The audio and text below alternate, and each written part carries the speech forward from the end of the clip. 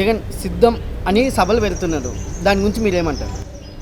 నాకు తెలిసి జగన్మోహన్ రెడ్డి రీసెంట్గా భీమ్లీలో మీటింగ్ పెట్టిన తర్వాత ఏలూరు దగ్గర ఏదో ఊరు పేరు చూస్తుంటే నాకు అనిపించింది జగన్మోహన్ రెడ్డికి నాకు కొద్దిగా నోరు తిరక్క బూతులు మాట్లాడతామేమో అని చెప్పి ఆ ఊరి పేరు నేను చెప్పలేకపోతున్నాను. ఏలూరు దగ్గర ప్రతి ఒక్కరికి 500 రూపాయలు ఇచ్చేసి పేరు Nani driver, Kesineni Nani conductor, Kodali Nani cleaner, ఈ ముగ్గురు ఎక్కించుకొని ఒకే బస్సులో వెళ్ళటం జరిగింది. పేరు నాని ఇక భోజనాల దగ్గర భోజనాలు వడ్డించడం గాని అన్ని చూసిన తర్వాత ఆ మీటింగ్ లో 2019 నుంచి ఇప్పటిదాకా ఏం చేశామో చెప్పకుండా దేనికి సిద్ధం? ఓడిపోవటానిక, చచ్చిపోవటానిక, లేకపోతే నీ తల్లిని చెల్లిని చంపటానిక? దేనికి సిద్ధం? దొంగ ఓట్లతో గెలవటానిక? ఎక్కడికి వెళ్ళినా కానీ ఎవరైనా రాజకీయాల్లో అధికారంలో ఉన్న తర్వాత నేను ఫలానా చేశాను నాకు ఓట్లేయండి అని అడుగుతారు. రాజధాని లేకుండా చేశాను, నిరుద్యోగులకు ఉద్యోగాలు లేకుండా చేశాను, ఉద్యోగస్తులకి జీతాలు లేకుండా చేశాను, రైతులు పండించిన పంటకు గిట్టుబాటు ధర లేకుండా ఈ 5 సంవత్సరాల్లో రైతులు నష్టపోవటం అనేది కళ్ళారా చూశాను. రీసెంట్ గా వచ్చిన తుఫాన్లో రైతులు నష్టపోతే కనీసం పొలాల్లో కూడా దిగకుండా స్టేజీ వేసుకొని ఇతని చేష్టలు ఎంత దారుణంగా ఉంటాయి అంటే ఎక్కడన్నా రైలు యాక్సిడెంట్ జరుగుతుంటే హెలికాప్టర్లో వెళ్ళటం గాని, హాస్పిటల్లో ఎవరైనా పేషెంట్లు ఉన్నారంటే చిక్కటి చిరునవ్వుతో, ఆఖరికి సొంత చెల్లెలి కొడుకు ఎంగేజ్మెంట్కి వెళ్ళి కూడా నీతో చెల్లి భర్త నీతో ఫోటో దిగలేదు అంటే మీ రాజకీయాలు కానీ ఇవన్నీ అర్థమవుతున్నాయి. నేను ఇప్పటిదాకా 124 బటన్లు నొక్కాను, 2 బటన్లు మీరు నొక్కండి అంటున్నాడు. ఒక బటను మీ చెల్లికి, ఒక బటన్ నీకు. మీ దరిద్రం మొత్తం ఆంధ్ర రాష్ట్రానికి పోవాలి అని చెప్పి 2024లో మేమైతే సైకిల్కి ఓటేసి టీడీపీని గెలిపించుకొని చంద్రబాబు గారిని సీఎం చేసేదాకా మేమైతే నిద్రపోము అని చెప్పగలను. 99% మటుకు అన్ని హామీలు ఇచ్చేసాను అని అంటున్నాడు కదా, దాని గురించి మీరేమంటారు? ఏం హామీలు? ఏమిచ్చావు నువ్వు? పెన్షను 3000 ఇస్తా అన్నావు, ఇవ్వలేదు. సిపిఎస్ రద్దు చేస్తా అన్నావు, పిఆర్సీ ఇస్తా అన్నావు.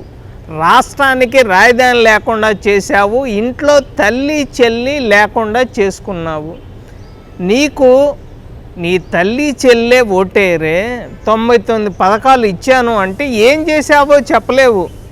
రాష్ట్రాన్ని సర్వనాశనం చేశావు, మట్టి మాఫియా చేశావు, ఇసుక మాఫియా చేశావు, ఎర్రచందనం కానీ గంజాయి కానీ రోడ్లు సర్వనాశనం చేశావు. చెత్త పన్ను వేసిన చెత్త పార్టీ గురించి ఇంకా ఏం చెప్పాలి? పేదలకు 30 లక్షల ఇల్లు ఇచ్చాను అన్నావు, ఇచ్చావా? దాదాపుగా రంగులకే 1350 కోట్లు ఖర్చు పెట్టావు. ఇప్పటిదాకా రాష్ట్ర అప్పు దగ్గరగా 13 కోట్ల నుంచి 15 కోట్ల దాకా ఉన్నది. రాష్ట్రంలో ఒక ఇండస్ట్రీ ఉందా? ఒక నిరుద్యోగికి ఉద్యోగం ఉందా? కల్తీ మద్యం ద్వారా ఇప్పటిదాకా 150,000 మంది చనిపోయారు. వాస్తవా కాదా? పోలీసులు గంజాయి కేసులో బాచుపల్లి పోలీస్ స్టేషన్లో అరెస్ట్ అయిన మాట వాస్తవా కాదా? పోలీసులు జైల్లో ఉన్నారు, జైల్లో ఖైదీలు అధికారంలో ఉన్నారు. జడ్జిలు మాత్రం కోట్లు విలువ చేసే వాచీలు తీసుకోవటానికి సిద్ధంగా ఉన్నారా లేరా అనేది మొన్న పేపర్లో కానీ టీవీలో కానీ వచ్చిన న్యూస్ ద్వారా ప్రజలే తెలుసుకోవాలి అని చెప్పి నేనైతే చెప్పగలను. ఇతనైతే 99 హామీలు కాదు కదా, 4.5 ఏళ్లుగా ఇంట్లో నుంచి అడుగు కూడా బయట పెట్టలేదు. బయట పెట్టాడు అంటే పోలీసులు బారికేడ్లు, పరదాలు, చెట్లు నరికేయటము. రీసెంట్గా ఇంటర్మీడియట్ ఎగ్జామ్స్ కూడా, నీ మీటింగులకి ఇంటర్మీడియట్ ఎగ్జామ్స్కి ఏంటి సంబంధం? స్కూళ్ళు కాలేజీ బస్సులు ఎందుకు రావాలి? సర్వనాశనం చేసావు రాష్ట్రాన్ని. దాదాపుగా 3.5 లక్షల మంది పిల్లలు చదువుకు దూరం అయ్యారు. నువ్వేదో స్కూళ్ళు పెట్టాను ఇంగ్లీష్ మీడియం స్కూళ్ళు అంటున్నావు. దగ్గరగా డిఎస్సి పోస్టులు 23,000 పోస్టులు ఇస్తాను అని చెప్పి ఇంతవట్టికి ఏ ఒక్క అసలు సజ్జలగాడు మాట్లాడుతున్నాడు, అసలు డిఎస్సి ఎందుకు అని అంటున్నాడు.